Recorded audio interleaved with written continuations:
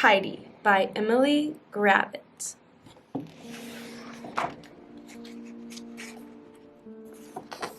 Deep in the forest lived a badger named Pete, who tidied and cleaned and kept everything neat. He tidied the flowers by checking each patch and snipping off any that didn't quite match. He tidied the fox by grooming his fur. He untangled each knot, each twig, and each burr. He tidied the birds from the big to the small by brushing their beaks and then bathing them all. He picked up stray sticks, he swept and he rubbed, he polished the rocks, and he scoured and scrubbed. So when a leaf fell, well, lots of leaves falling.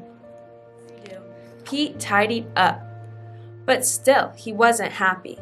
Now the trees looked bare and scrappy, and so to make it all look neat, Pete undertook a mighty feat. He dug up every single tree, but then it rained and there was a flood, and afterward a lot of mud.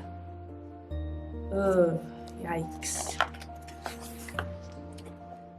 Pete called in the diggers, he called in the mixers, he called in the concrete, the rakers, the fixers. Look at all that going on. No mud, no leaves, no mess, no trees, perfectly tidy and perfectly neat. This forest is practically perfect, said Pete. Nothing's there. I'm hungry, he thought. I deserve a treat. So he hunted around for something to eat. But the beetles and worms that he usually found were under the concrete deep in the ground. And so Pete decided to go home instead. If he couldn't have dinner, he'd go straight to bed. But when he arrived and took out his key, there wasn't a door where there used to be. Uh-oh. Later that night, Pete tossed and he turned. His belly was empty. It rumbled and churned. As he lay in his mixer, wide awake, he started to think, I have made a mistake. So, the very next morning, when it got light, he set about trying to put everything right. Then the animals came, from the strong to the weak, and they lent him a paw or a claw or a beak. Wow.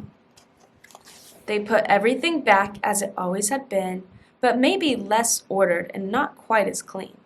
And Pete, well, he promised to tidy up less, but if he succeeded is anyone's guess.